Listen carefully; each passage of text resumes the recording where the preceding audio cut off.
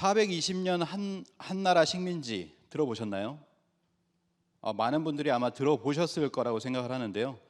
이병도가 1960년대부터 국사 교과서를 썼습니다. 거기에서 낙랑은 실로 420년간이나 이 땅에 존속하였던 것이다. 그 낙랑이 존속함으로 인해서 뭐냐면 위아래로 크게 이렇게 영향을 줬다라는 거죠. 그래서 고구려 백제 신라에 큰 영향을 주었다라고 하는 이야기를 하고 있습니다.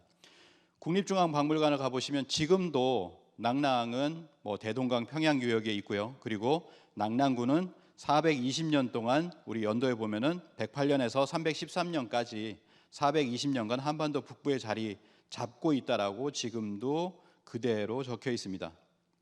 최근에 지금 경주 국립박물관에서요, 오색 영롱 한국 고대 유리와 신라라고 하는 전시를 하고 있는데 그 전시에서 이렇게 써 있습니다.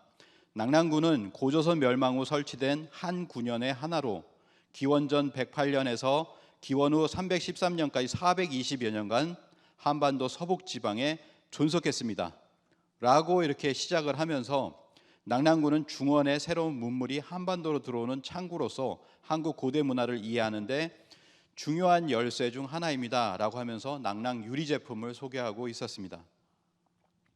굉장히 단정적이죠. 그리고 이렇게까지 둘러가지 않고 얘기하는지는 몰랐습니다. 그래서 식민사관이라고 하는 것은 한사군이 한반도 북부에 420년간 존재했다. 그리고 4세기에서 6세기 200년간 임나일본부가 존재했다.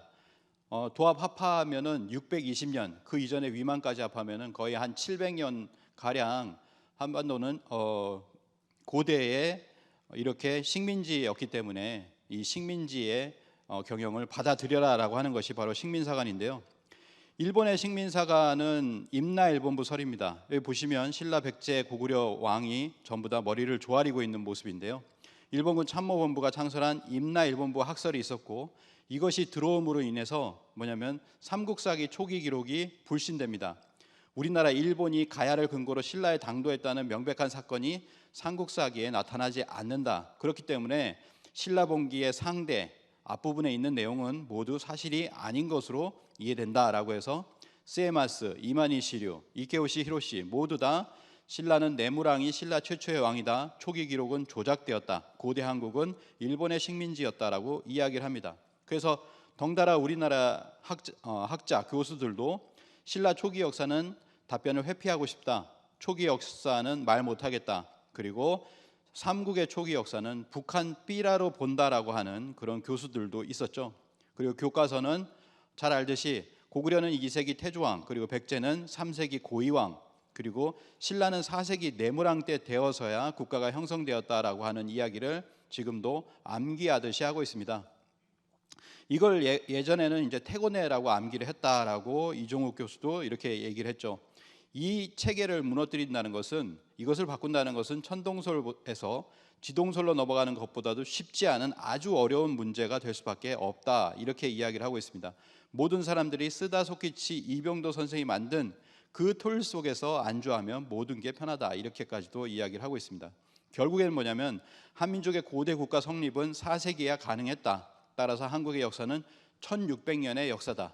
이것이 우리가 배우는 국사의 지금의 현실이라고 볼 수 있겠습니다.